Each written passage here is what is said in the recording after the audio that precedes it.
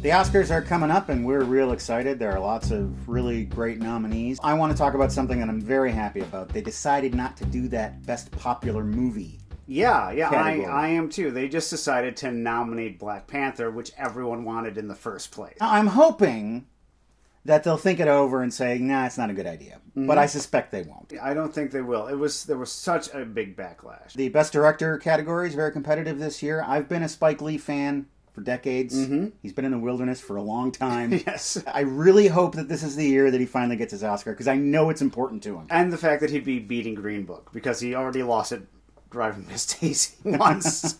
He doesn't want it to happen twice. I think there are a lot of legacy nominations that are happening this year, and I think a lot of those people are going to finally win their Oscar. Glenn Close. Yeah. She's been the bridesmaid for decades. I hate legacy wins. This is why we have Lifetime Achievement Awards. That's your legacy Oscar. What I'm saying, though, is that I think in many cases those people this year deserve it. The idea that they've been nominated so many times and haven't won, that's going to be the tipping point. What do you think about Sam Elliott for Best Supporting? Do you think he's going to take it? Do you think he deserves it? The man has the thinnest range of anyone in Hollywood. He just knows how to play one note. And the fact that he breaks your heart in A Star Is Born with hardly varying his routine at all. That's how precise of a player he is. It's a very powerful performance. Mm-hmm. And hell, he's just Sam Elliott. Legend has it.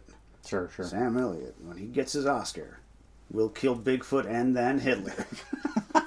I've got a bunch of movies that I've never seen before. You don't know what they are. Every episode, I'm going to spring one on you. It might be good. It might be bad. We'll watch it and talk about it. Welcome to the basement. It's mid-February, Craig. Yes. And that means it's time for our longest-running tradition. We're going to watch a romantic movie together. Tonight's movie explores the darker side of romance. Bromance? Not that dark. Okay. We're in the grip of winter here in the Midwest, and boy, what a winter it's been. I, for one, am in the mood for a sunnier, drier climate, like, say, the deserts of Las Vegas. Vegas is a place where the dreams of young lovers can come true, or their relationship can be destroyed forever by something as simple and insidious as an indecent proposal. Oh, okay, pass it on. I don't know if I can do leaving Las Vegas today, man. We will never watch Leaving Las Vegas on this show, because I saw it in the theater. I'm a Brickleberry! Released in 1993, starring Demi Moore, Woody Harrelson, and Robert Redford, it also features Seymour Cassel and Basement alums Billy Bob Thornton and Oliver Platt. It is directed by Basement alum Adrian Lyne. The film was nominated for 7 Razzie Awards, winning 3 for Worst Picture, Worst Supporting Actor, Woody Harrelson, and Worst Screenplay. Despite all of this, it would go on to earn approximately $266 million worldwide. I want to talk about that Razzie for Woody Harrelson when we're done to see if he really deserved it. In July of 2018, Paramount Players announced that a remake of the film was in development. That's good, because there's no new ideas anymore. I'm happy I haven't seen it before, because I'm sure that this is a movie I never want to watch twice. I want to work out the Robert Redford quandary.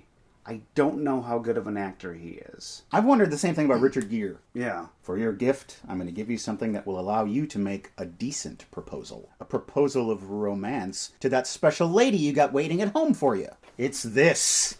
A bed of roses. Oh, God. Oh, and it's got 2 little candles, and it's got lint on it, too. Look at that. Take that home, spread those fake rose petals around, light those cheap candles, start making another baby. You can put it all over the bed. Like some sort of debris. Come gambling with us on the old leather couch. Will we hit the jackpot, or will we crap out as we watch Indecent Proposal?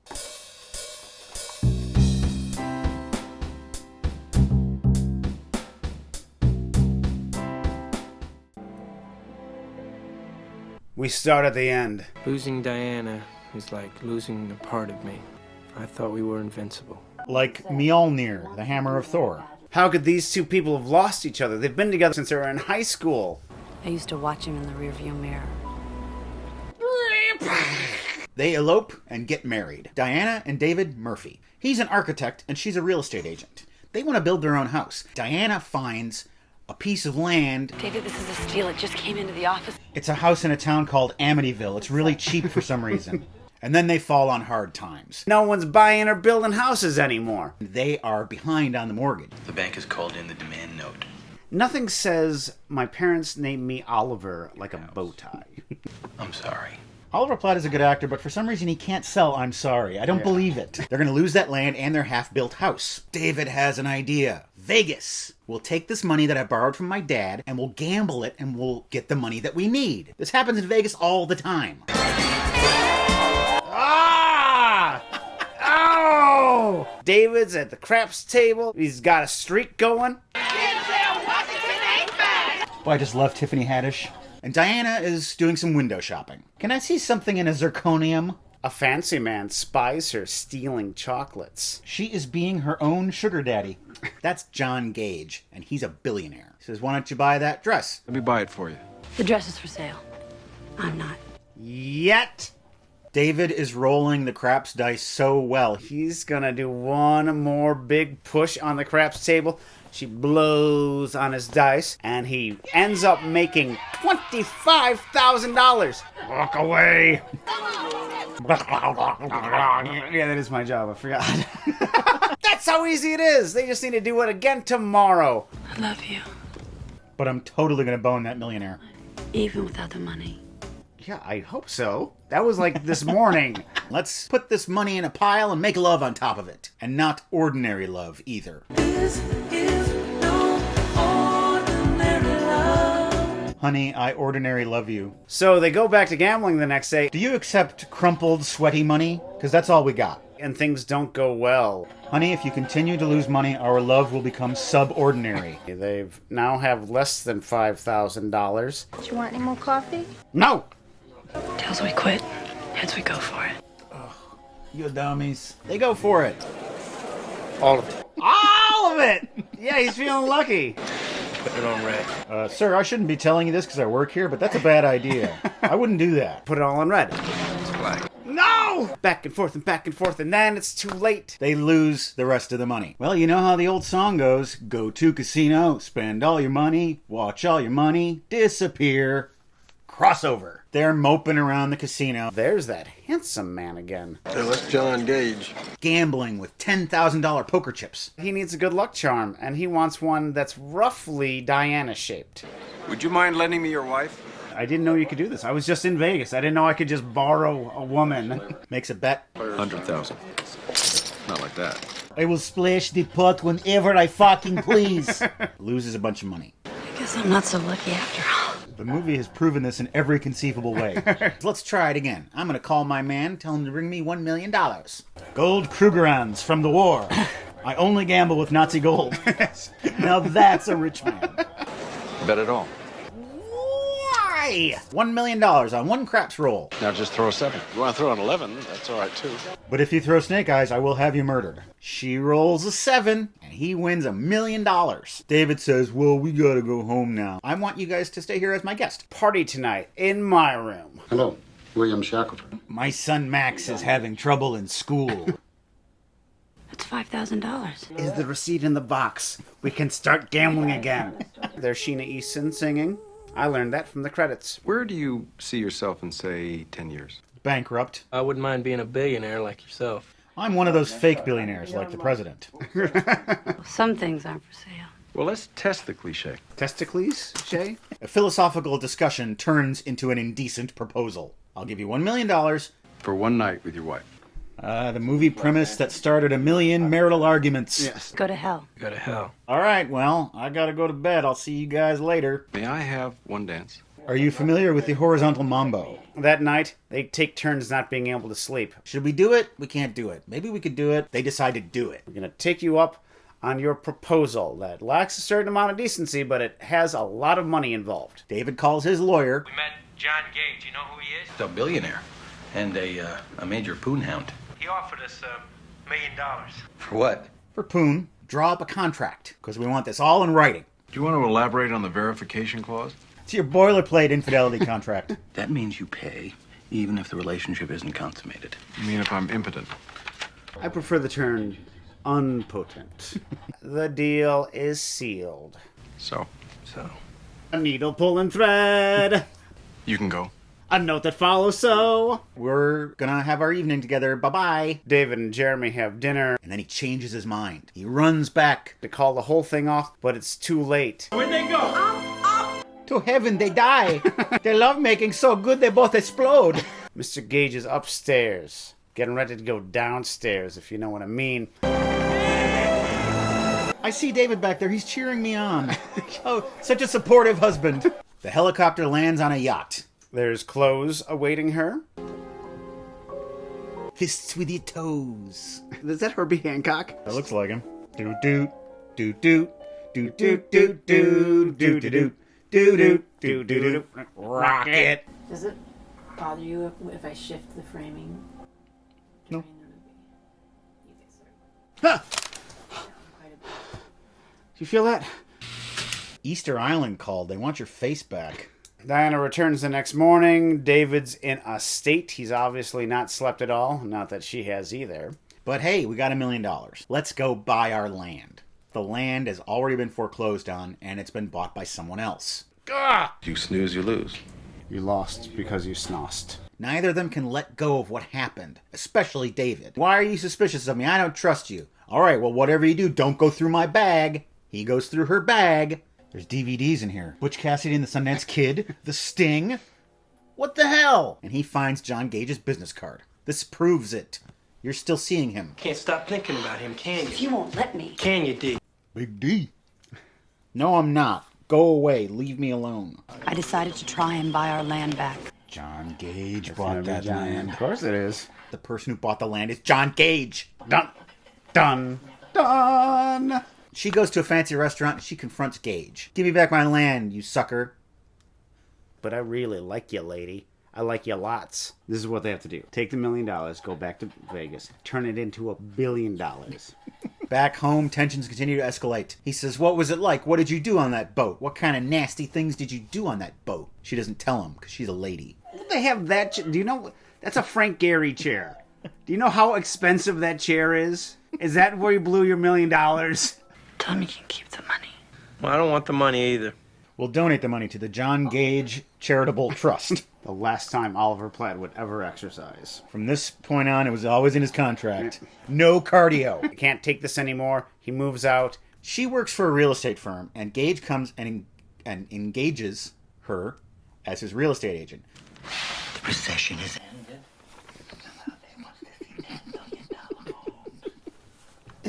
Taylor. Hello! She doesn't want to do it, but her boss makes her do it. Now move your ass or you're fired. She shows him around to a bunch of different houses, and they come to this big fancy house. 30 million minimum. You think? If I lose 30 million, I spend another 30, because unlike Hammer, 60 million can't hurt me. It's my house. This house needs life and dogs. This house needs you. I want you to live in this house with me. She takes a job as a teacher in a citizenship class. Why not? Son of bitch. Shit. And Gage shows up. What are you doing here? Stalking you. I was just saying that you're an amazing woman. And I... Tapped that. I think while he's wooing her, as a reference to Say Anything, he should stand outside her window with the real Peter Gabriel singing In Your Eyes. He takes her back to the house, shows her his dogs. Here's a record player. Now it has a life. Just one dance? $100,000 is a maybe. They start dating. Meanwhile, David is miserable. What the hell? What? What? What is going on? Oh, he's having a flashback. I think this is turning into a Werner Herzog film. It is. That's a Herzog move. Hippos. Gage and Diana are getting out of a limousine when they're confronted by David. He's drunk. Hey, this is my girl. Punch. Oh, I missed. Now I'm embarrassed. So he gets a job teaching architecture. Louis Kahn said, even a brick wants to be something. Look at all this architecture you're getting. No. It's still not putting this movie in the plus column for me. You've just been served divorce papers. Oliver Platt is what you get when you inflate Michael Imperioli. Gage and Diana are at an animal rescue auction hosted by Billy Connolly. Ladies and gentlemen.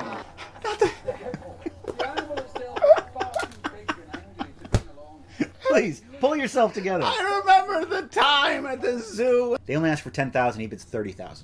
But then this happens. $1 million. $1 million for two hippos. That's $500,000 per hippo. $1,000,001. I know he doesn't have it. I have to talk to you about what happened, D. Big D. He signs the divorce papers. Wait a minute. You signed this David Smurfy. I'm not going to fall for that one. You have a good life. Gage sees this and looks troubled. Later in the limousine, you know what, Diana? You're the best of them. What do you mean, them? She's the best of the $1 Million Club. These are all the ladies throughout the years that I've paid $1 million to spend the night with me. She says, let me out. I wanted to end it. He was lying. She never would have looked at me the way she did at him. Diana returns to the place where David proposed. Is that a hippo that went by? I don't think so. He's there too. Have I ever told you I love you? Is it you, Benchy? Finally, you're the one I truly wanted to propose to that day. Benchy. Benchy.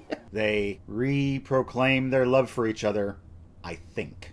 So we're back to exactly where we started, except we're still up 1 infidelity and 2 hippos. That was a long movie, Matt. It's a very long movie. That movie was basically a Twilight Zone episode without a supernatural element, stretched out to 2 hours. Hey, we're out of money. Please don't rehash the plot. It takes 2 seconds. So you posed 2 questions. Is Robert Redford a good actor? Mm-hmm. Does Woody Harrelson deserve his Razzie? I would say yes to both. I don't think he was phenomenally bad. Everything he did looked false. From shaving his face to yelling at his wife. It all seemed phony. I'm sure there was someone else that year who probably did worse. Well, I'm not thinking of the playing field. I'm thinking about he received that award. Did he deserve it? I think he did. As for Redford, I know he's a good actor. I just don't know if he's a great actor. He's a superstar. And when you're a superstar, it doesn't matter if you're a good actor or not because you're just pleased to be there with them.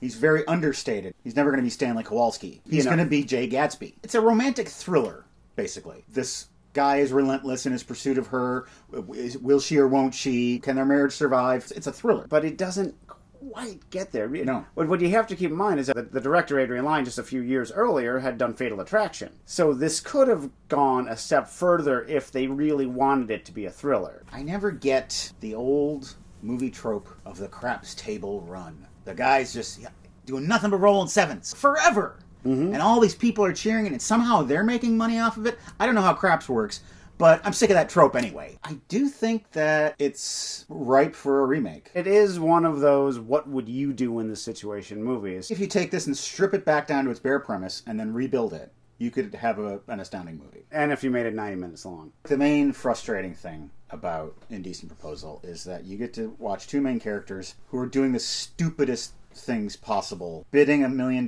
for hippos to prove a point. Leaving yourself with no money. It drove Tona from the room. Yeah, she said, I couldn't stand watching those people. I couldn't pity their situation from the start. Yeah. Because they got $5,000 to rebuild their life on, and they went to Vegas. And they thought, this is what we're going to do. That what is what attracted Gage to her in the first place. What? He could sense the desperation. And things like that are intriguing to a billionaire who likes to do things with his money. Gage is a very weird character. He's the devil in this Faust story. But in the end, the devil says, I'll let you go. I'll see if you can get your life back together. God damn it, Matt. You think that whole $1 Million Club was a magnanimous gesture? I don't think it was at all. He let her go because she would never look at him like she looked at David. He could never own her. Oh. And he likes to own things. He doesn't care about sex. He can get that anywhere he wants. He doesn't really care about her, but he wants to have her. So he might have bought her, but he didn't own her. Do you want to know the big irony about this movie? I figured this out. What? He didn't pay anything to spend the night with her. He just gave her the money that she won at the craps table. Oh. So he paid nothing. Yeah. That's pretty funny. Things you liked about the movie? I liked the central concept. I thought Redford's performance was pretty good. Moments where Adrian Lyne obviously was like, but I want to be an artist. Why won't they let me be an artist? What are you referring to? Hippos, for starters. And then the scene where David is walking through the off-track betting room and the screen goes to his imagination of the sex that's happening right now. That hippo scene was truly jarring. You know what I thought? What? At first, he's got the little hippo and it opens his mouth and we see the video of the hippo. I thought the dog was looking into the hippo's mouth and seeing that. Yeah, I thought that for a second too. Like there was some sort of primal back, thousands and thousands of years ago, the dog's ancestor trampled by a hippo. Maybe if this movie had more hippo scenes, not scenes with hippos, but scenes like the hippo Yeah. scene, it might have been a little more interesting. Mm-hmm. Cinematography. The cinematography in this movie is the visual equivalence of the woman playing saxophone. Did you put Vaseline on these lenses? Because it's all looking very much like a Moonlighting episode, but not in a good way. Indecent Proposal was proposed from me to you. You accepted my proposal, and we watched it. I don't have a choice. And now, seen it. Seen it. Savannah Rose writes, I was blown away by The Favorite. Seen it. Seen it. That is nominated for 10 Oscars. Mm-hmm. I know which one it should definitely win Best Screenplay.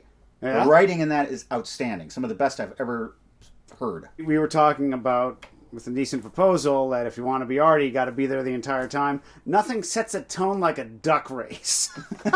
Anything goes here. I feel bad for Mary Queen of Scots. Yeah. Because I saw both of them, and when you've just seen The Favorite and then you watch Mary Queen of Scots, it seems so dry. Yeah, it's like, we're going to be talking about a number of movies here that are based off of historical events. And I think this one proves that distance helps. No one complains about The Favorite's factual errors or speculations because it's hundreds of years prior than this. But when it's 10 years ago or 30 years ago, and we have a living memory of it, then we get touchy about things. So we don't grab the pitchforks because, we don't know that Queen Anne had lesbianic tendencies or had rabbits or whatever. In a short round writes, Bohemian Rhapsody, amazing casting. Is this the real life? Is this just fantasy? No, it's the real life. I've seen it. Talking about movies that took liberties. Definitely. And some of them might be unforgivable. Well, the fact that Mercury didn't have AIDS when he did Live Aid. Yes. The Mike Myers character, who they say, you're going to go down in history as the man who rejected Queen, never existed. You're a composite of 4 different men in history whose names will be forgotten, who all rejected Queen. You come to the movie for the music, and the movie does that right. This movie should win all of the Sound Awards. If it doesn't, it's a big injustice. It should win Best Original Song for Don't Stop Me Now. I know it's existed for decades, but it's a great song. Knowing that the band had so much to do with everything in the movie. If it's a bad movie or a mediocre movie, it's still the movie that they wanted. Obviously, Brian May cloned himself For real. so that he could be in this movie, too. Oni Tay, 75. Seen it. Vice. I have seen it. I like this, but... Cheney face. Didn't really capture the sexiness of Dick Cheney. Which I say somewhat seriously. Once I saw him on Fox News and he was at the height of his powers and he was talking to a lady journalist and he just kind of has this look on his face of, it's like, and you're like, oh, this is how Republicans see Dick Cheney. You're doing that Kissinger thing. Yeah. I think the AV Club described this movie as glib. I think that's a very good description and a valid criticism. Adam McKay has become this kind of activist director. I want to see where he goes with this, where he just basically puts his politics on his sleeve and he does fiction journalism. What did you think of Christian Bale? I thought it was amazing. I think he's going to win. A lot of people might look at that and say it's a makeup performance. I looked at him and I thought, Dick Cheney, all the time. I think he deserves the Oscar simply for the scene where he's with his family and he goes, I need to go to the hospital.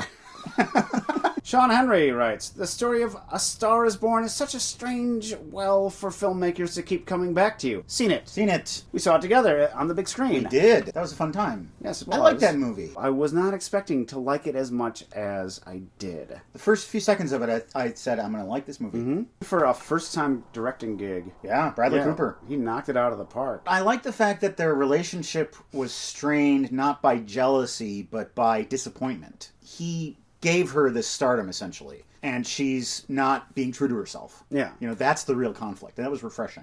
If you want to do something that's totally decent, you can go on over to our website, welcome-to-thebasementshow.com. There's every episode we've ever made, and there are PayPal donation buttons. You can do a decent thing by clicking them and donating to support this show. We appreciate it when you do. Well, there's our good friend Fox, who says, "Oh, Craig, don't be coy. I'm here for you, baby." $1 million. To see who the rest of our donors are and to see the contents of our mail crate, you can watch Unboxing, which comes out this coming Friday. And now, something that you can do is watch this. I wouldn't part with her either. Except for $1 million. I'll really do anything for $1 million. That's how I got to be a billionaire. I did 1,000 things for $1 million. Some mundane, some you wouldn't believe. One mundane thing you wouldn't believe. I mowed a lawn for $1 million. It's a pretty big lawn, but not $1 million worth of lawn. I'll tell you that. Would you mind lending me your wife?